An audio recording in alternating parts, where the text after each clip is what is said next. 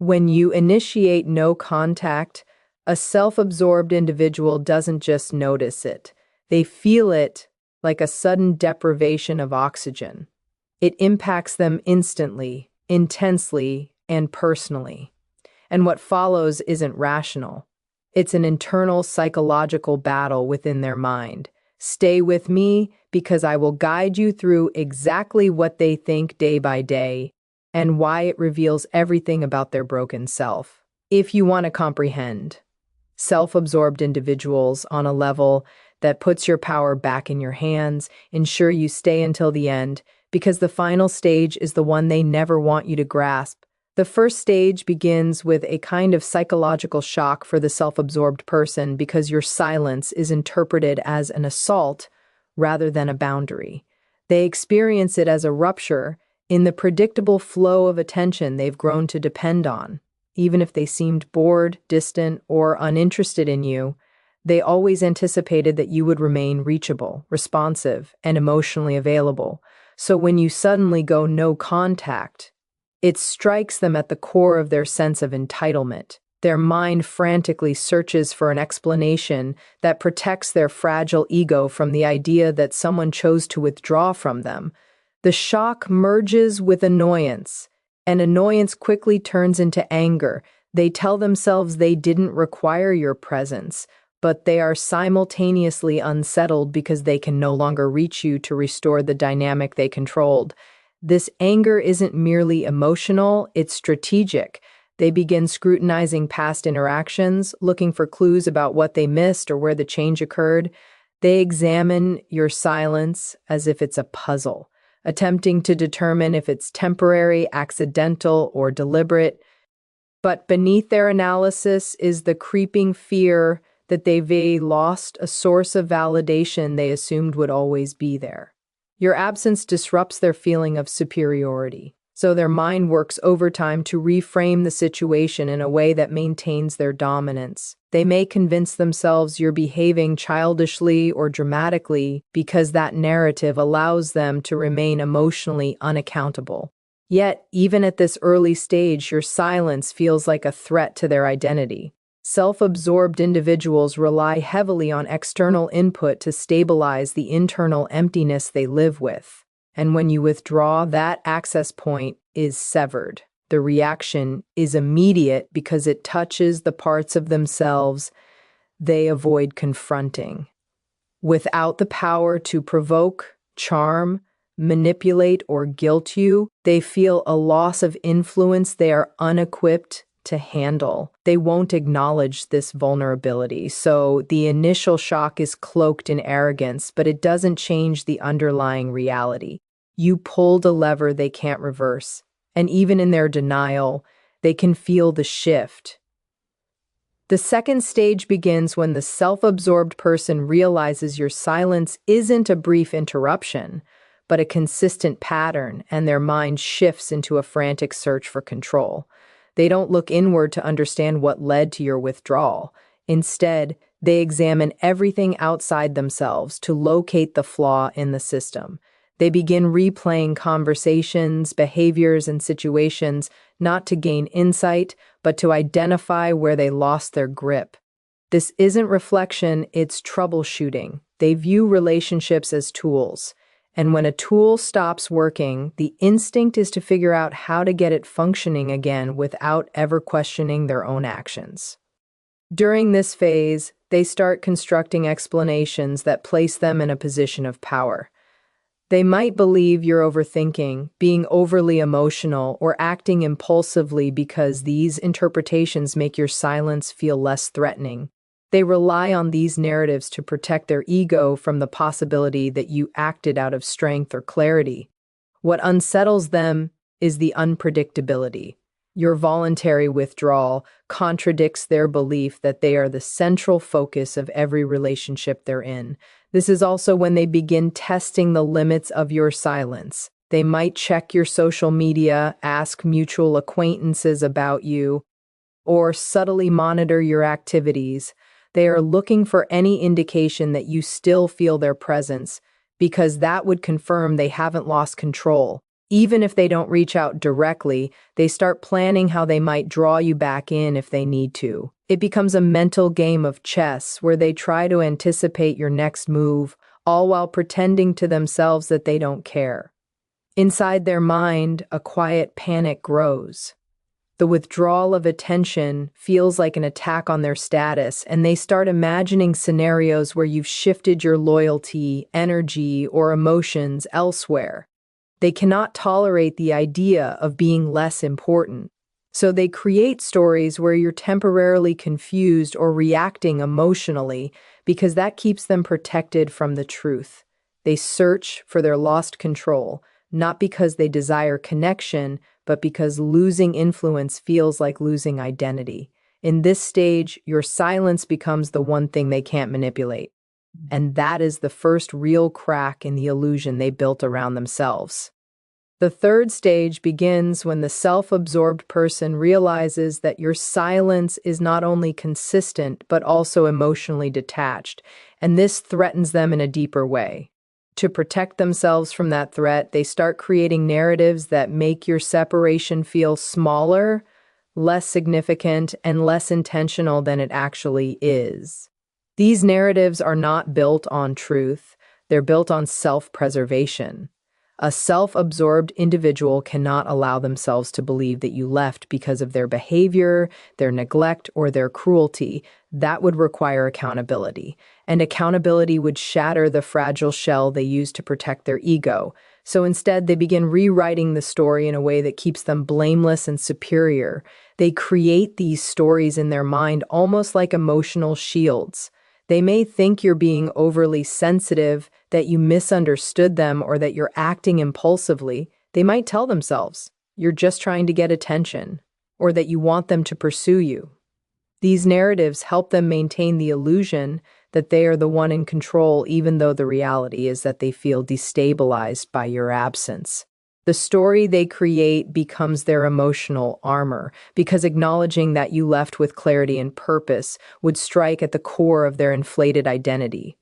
This stage also marks the beginning of emotional minimization. They downplay what you meant to them, not because you were insignificant, but because admitting your importance would highlight the loss they now feel. They make you smaller in their mind to make the pain and insecurity feel smaller too.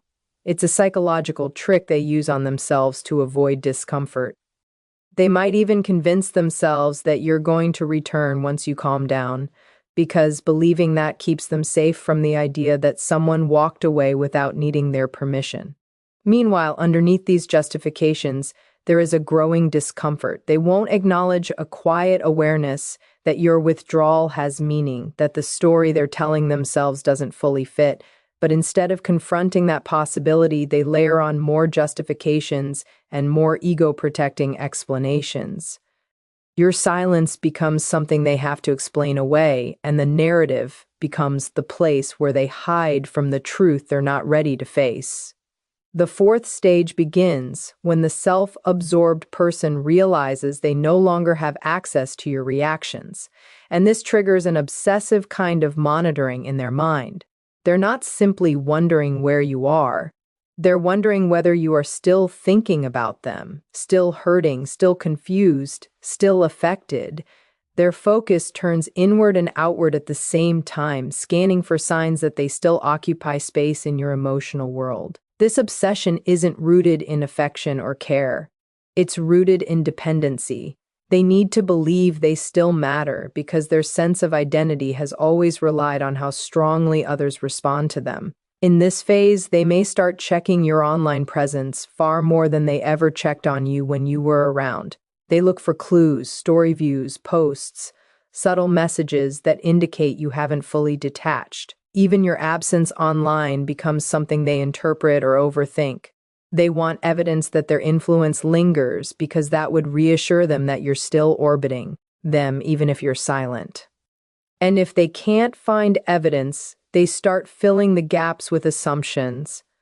They may imagine you're quietly suffering, missing them, or waiting for them to make the first move.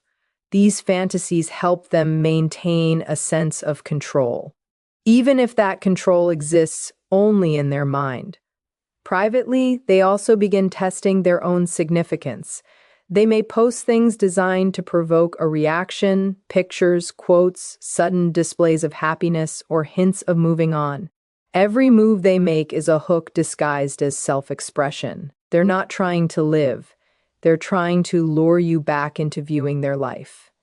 What unsettles them most is not your silence. It's the possibility that your silence means liberation. So, they cling to the idea that you're still watching, still waiting, still emotionally entangled. This stage exposes something they rarely admit. They fear invisibility, they fear irrelevance. The idea that someone they once controlled can detach so deeply becomes a threat to their self-image. So they monitor, they imagine, they strategize, all to confirm that they still hold space in your mind. But the more time passes without proof, the more the internal tension grows. Their obsession becomes a reflection of the power they hoped they still had, and the uncomfortable realization that they might be losing it. The fifth stage unfolds when the self-absorbed person begins to feel the emotional consequences of losing your attention. And this is where their internal world becomes chaotic. They start cycling between two intense emotional states, rage and longing. These swings aren't about love or grief in any healthy sense. They are about withdrawal. You were a source of emotional supply, validation, admiration, reaction, presence, and now that supply is gone. So their mind ricochets between anger at losing control and a desperate craving to feel relevant again. This back and forth creates a kind of emotional turbulence that they try to hide from everyone, including themselves. In one moment, they might feel enraged and think they never needed you, convincing themselves they're better off without you, and that you were the problem. This burst of anger gives them temporary relief because it allows them to feel powerful, but that feeling doesn't last. As soon as the anger cools, the emptiness resurfaces and the longing takes over, not longing for you as a person, but longing for what you provided. They miss the attention, the emotional access, the predictable responses they could extract from you with a single message or gesture. They missed the comfort of knowing someone was emotionally tied to them in a way that stabilized their ego. This longing, however, comes with humiliation, because craving the attention of someone who walked away contradicts their sense of superiority. So they swing back to anger.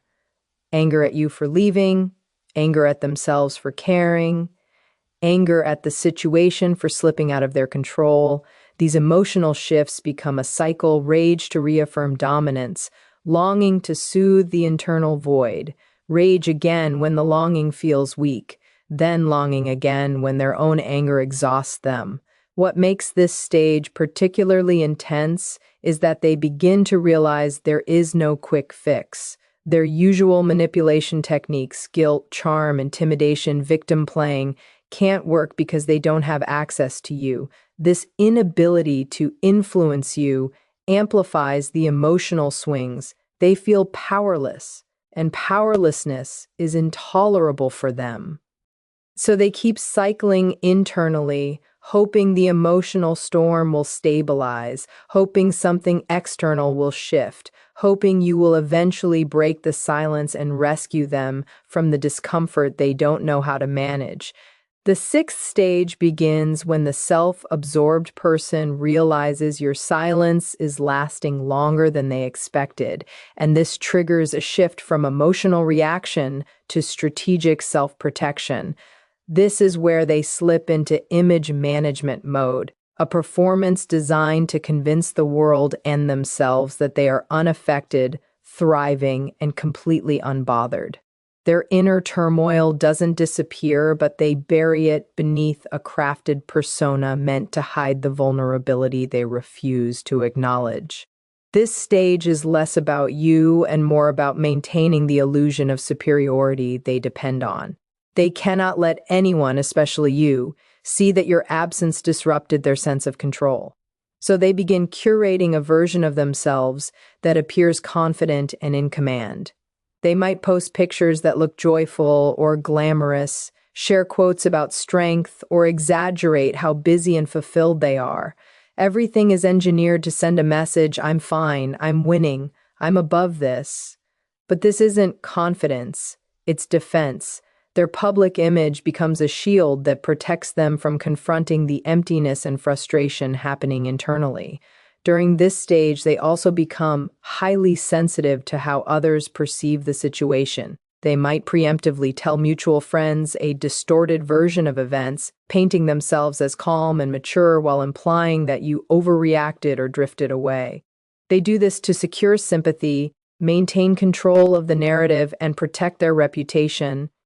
The idea that someone might interpret your silence as a sign of their shortcomings feels intolerable. So, they get ahead of it by shaping the story in their favor. Internally, though, the dissonance grows. They are performing stability, but they're not feeling it. They may obsess over whether you've seen their posts or heard about their supposed success because your reaction still matters deeply to them. Their ego needs validation that they still have influence, even if indirect. The more effort they put into appearing indifferent, the more it reveals the truth: they're not indifferent at all. Your silence has created a void they can't fill, so they cover it with a mask, hoping no one notices the cracks. Image management becomes their refuge, their armor, and their distraction. But no matter how polished the performance looks, it doesn't quiet the underlying fear that your absence is real, intentional, and beyond their control. The seventh stage begins when the self-absorbed person recognizes that your silence is not temporary and that their emotional supply from you is no longer available. This is where their mind shifts into replacement mode, a survival instinct that kicks in when their original source of validation stops functioning. They don't process loss the way a healthy person does. Instead of reflecting or grieving, they move into a kind of emotional triage. They look around for who can fill the gap quickly, who is accessible, who is willing, and who can offer them the same attention, admiration, or emotional energy that you once provided. This isn't about connection, it's about convenience. They're not seeking a person, they're seeking a function. So they begin scanning their environment.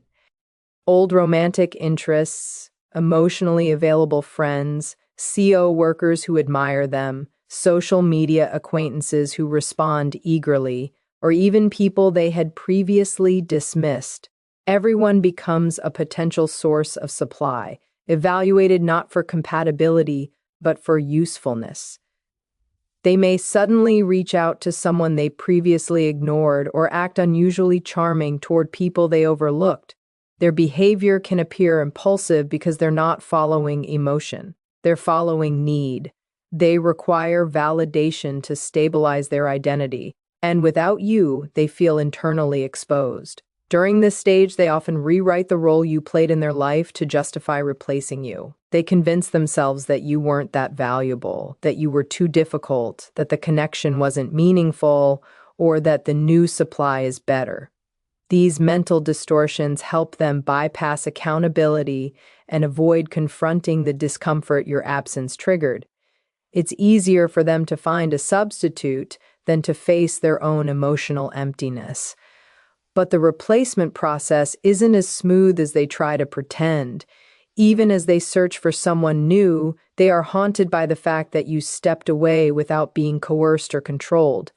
The new supply won't feel as satisfying because it doesn't erase the reminder that someone rejected the narrative they tried to maintain. This internal conflict can make them more demanding, more controlling, or more performative with new people, trying to recreate the emotional dynamic they once had with you. The seventh stage is essentially a distraction strategy. They chase new attention, not because they've moved on, but because they're running from the truth your silence exposed. They don't replace you to forget you. They replace you so they don't have to face themselves. The eighth stage is the one the self-absorbed person fears the most because it forces them into contact with the one truth they spend their entire life avoiding. They are not indispensable. At this point, your silence has lasted long enough that even their denial, their fabricated stories, their image management, and their new supply can't fully protect them from reality. They begin confronting the fear that they are becoming irrelevant to you. This realization doesn't arrive suddenly. It creeps up on them in quiet moments when the distractions fade, when the replacement supply doesn't provide the same high, when their attempts to appear unaffected start feeling hollow. They begin sensing that they no longer occupy your emotional world. And that recognition destabilizes them at a deep psychological level. They start questioning whether you have healed, grown stronger, or moved on. The thought that you may have emotionally detached hits them harder than the silence itself. A self-absorbed person's identity is built on the belief that people revolve around them, need them, and cannot fully escape them. When evidence begins pointing to the opposite, they experience a kind of ego erosion. They may try to reassure themselves with old narratives, telling themselves you're just pretending or playing a game, but those reassurances feel thinner than before. The possibility that you genuinely no longer need them becomes a threat they cannot fully ignore. This is also the stage where they often revisit the past, not with remorse but with discomfort. They might mentally scroll through past interactions, looking for proof that you still cared more than they did. They crave confirmation that they mattered more deeply to you than you are now showing. It's a strange mixture of regret, pride, and insecurity, all swirling without resolution. They want to believe they were unforgettable. Yet your silence hints otherwise. The loss of control becomes symbolic. It represents a loss of identity, a loss of power, and a loss of the narrative they built around themselves. If they haven't already tried to reach out, this is usually when the temptation becomes strongest. They consider sending messages, creating excuses to contact you, or triggering situations that force interaction. But even these impulses are rooted in fear, not genuine connection.